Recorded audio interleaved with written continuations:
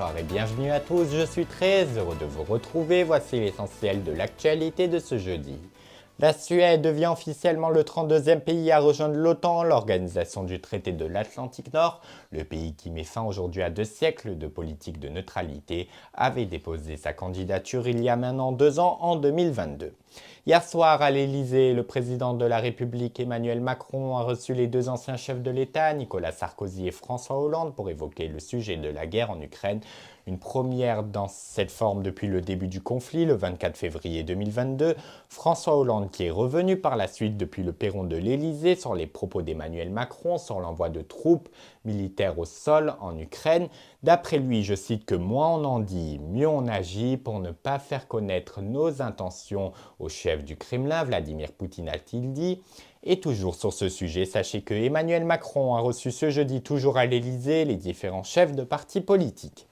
Ana Gutiérrez Reid a été reconnue coupable d'homicide involontaire hier soir au tribunal de Santa Fe dans le Nouveau-Mexique. Elle qui était l'armurière du film Rust, produit par Alec Baldwin et qui avait coûté la vie à la directrice de la photographie suite à un tir mortel par accident d'octobre 2021, on s'en souvient, est accusée par les procureurs de négligence répétée. Elle risque jusqu'à 18 mois de prison.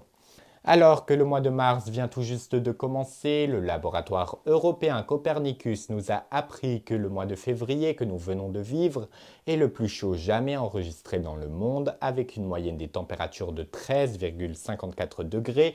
Le précédent record pour ce mois datait de 2016, avec à l'époque 13,42 degrés à son compteur. Dans le reste de l'actualité, la CGT a annoncé vouloir déposer dans les prochains jours des préavis de grève dans les 3 postes de la fonction publique pendant toute la durée des Jeux Olympiques, soit du 26 juillet au 11 août prochain. Le syndicat qui dénonce notamment le manque d'écoute et de dialogue social sur les conditions de travail et sur les indemnisations du personnel de la fonction publique des Jeux. Je vous propose d'écouter Sophie Binet qui était l'invitée de France Info ce matin. Préavis de grève vont être déposés début avril par la CGT dans les 3 fonctions publiques pour la période des Jeux Olympiques. État, collectivités territoriales, hôpitaux, vous confirmez ? Écoutez, oui, mais ce que nous voulons, c'est justement, nous voulons que le gouvernement prenne les mesures immédiatement pour assurer la réussite des Jeux à laquelle la CGT travaille depuis des années. Pour cela, il faut enfin que nos alertes soient entendues et que les Jeux soient préparés d'un point de vue social. Et je le rappelle en toute simplicité que les Jeux Olympiques démarreront dans seulement 141 jours, alors qu'au lycée Paul-et-Loire à Saint-Denis dans le 93, des rats ont été aperçus en train de se balader comme si de rien n'était dans l'enceinte de l'école. Le personnel et les familles d'élèves n'en peuvent plus, ils parlent d'un lycée qui serait dans des conditions d'insalubrité. Par ailleurs, un mouvement de grève est en cours dans plusieurs établissements de la région. Regardons ces images tournées par un témoin sur place.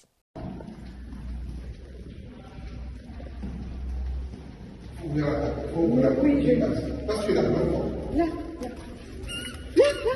Non, bébé, là. Voilà.